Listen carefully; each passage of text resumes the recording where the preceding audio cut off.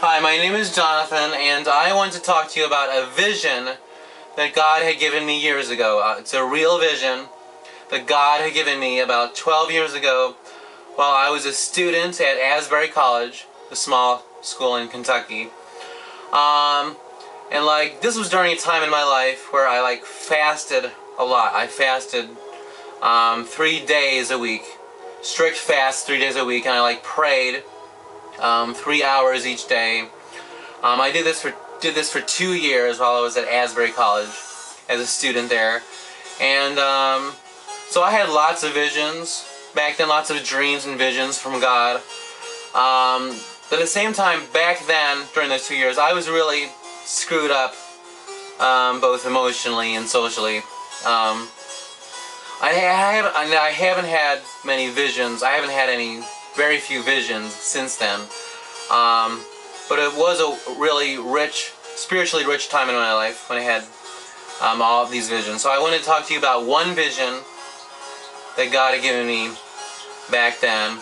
And this vision occurred while I was in chapel, because back at Asbury College we were required to attend chapel 3 times a week in Hughes Auditorium.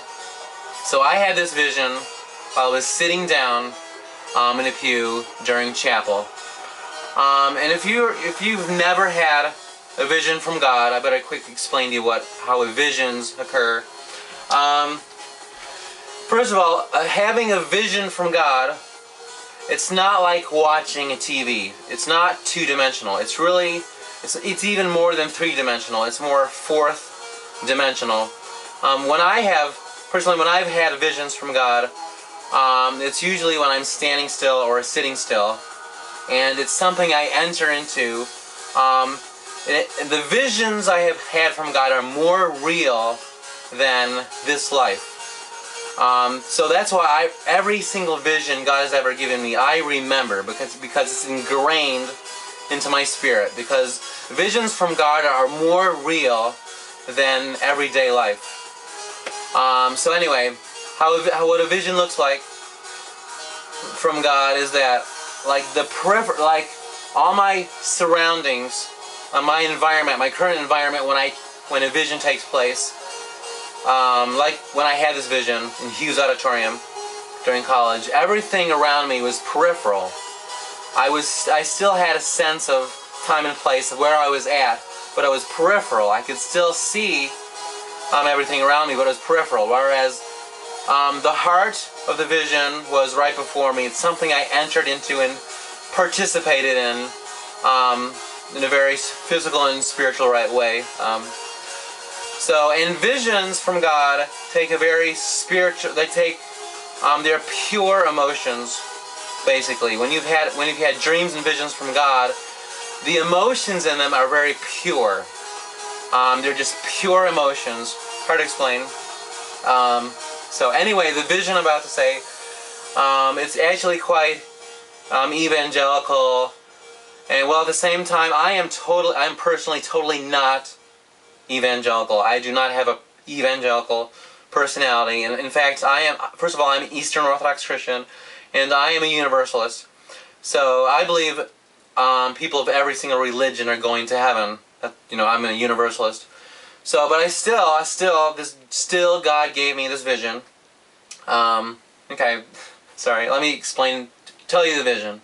Okay, so I was sitting down during chapel, listening to a sermon at Asbury College, and God gave me this vision. In this vision, I was in total darkness. Okay, I had cement blocks on top of my legs. I could not move. I was completely paralyzed. There was darkness all around me. And basically what was occurring in this vision was there was an earthquake. There was this massive earthquake. I was inside a building, and as a result of the earthquake, I was completely paralyzed because there were cement blocks on all of my limbs. I could not move. I was in total darkness, and I could not breathe. I could feel all of this while this vision was taking place. So I could not breathe. I was in total darkness, and I was in desperation because as a result of this earthquake, this complete building, this whole building has fallen on top of me. I cannot breathe. I'm in total darkness. And I cannot move. So I'm crying out. I'm in desperation. I'm crying out for help. I'm crying, please help me. Please, someone help me. Because I feel I'm going to die, and I'm in total desperation because I'm paralyzed and can't breathe.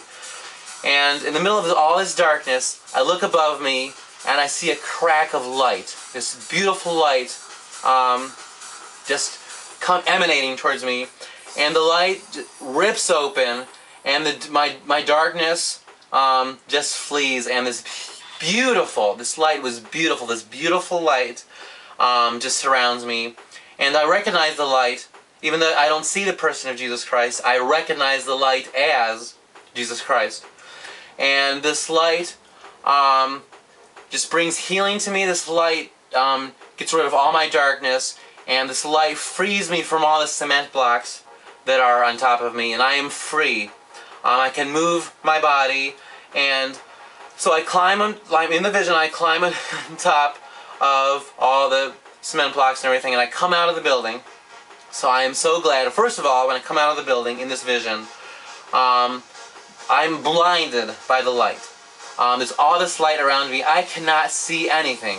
But in the meantime, while I'm blinded by this light, I cannot see anything, I'm able to breathe. I just breathe in the air, and I'm so relieved that I breathe in this air, and I'm stretching my arms and my legs, and I feel free. I feel wonderful because I was in this massive earthquake, and I thought I was dead. I was going to die. I was in desperation. But Jesus Christ, this light, freed me from this earthquake, and so I am standing on top of this building, having been down inside the building, trapped. I'm now standing on top of the building, still blinded by the light. I'm stretching my arms. I feel so free, and I'm breathing in this air. I feel so immensely good. I feel amazing. Okay?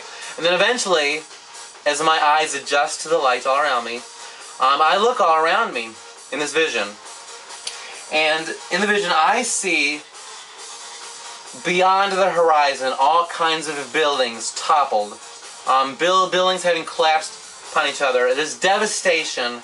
There's physical, infrastructural devastation all around me. And I'm horrified about what happened, because this earthquake that took place was massive. All these buildings around me have collapsed. And right when I realized that all the buildings have collapsed, this is a vision, by the way, I hear millions upon millions of screams. In this vision, I felt horrified listening to all these screams. I hear millions upon millions of screams of other people trapped inside those buildings. They are screaming for help.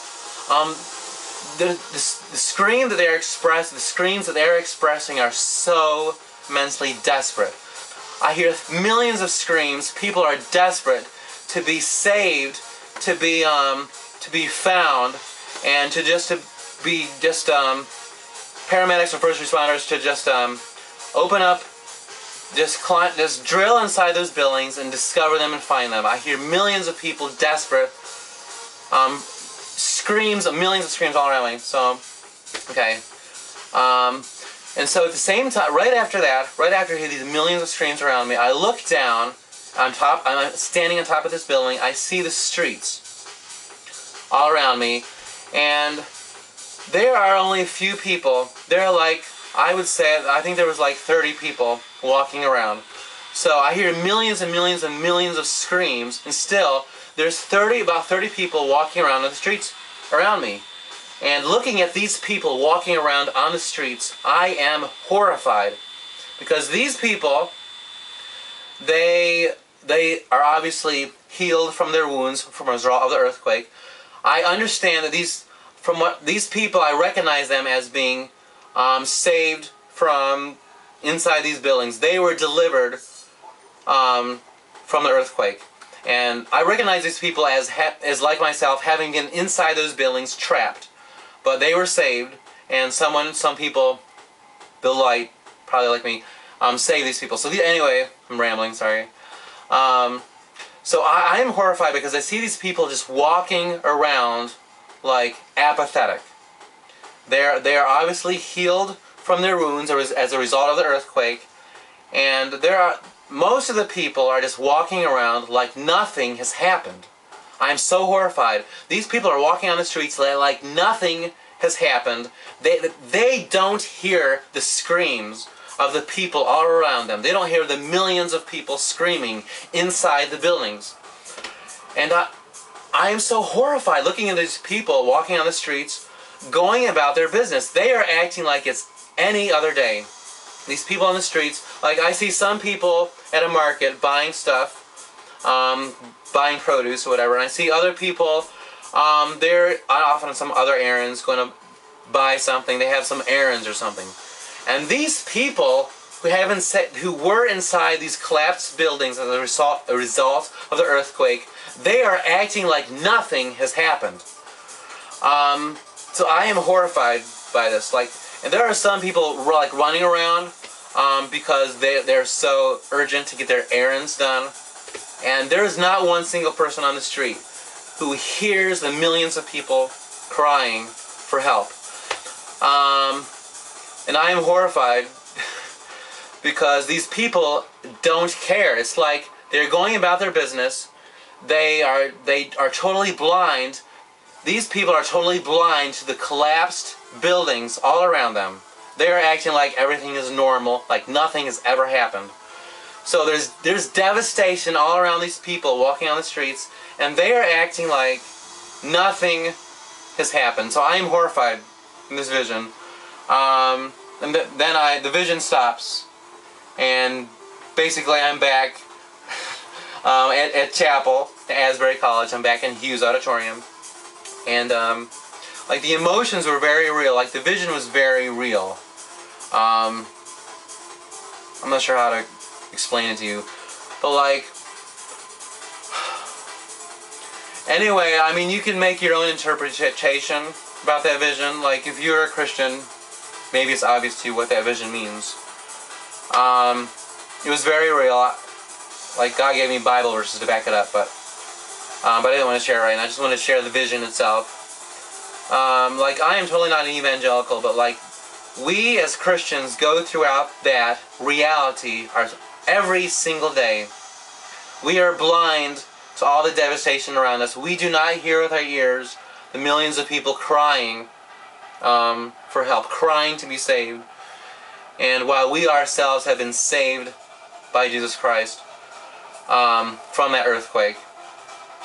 I don't know if it made sense, but that's all I wanted to share. Thank you very much.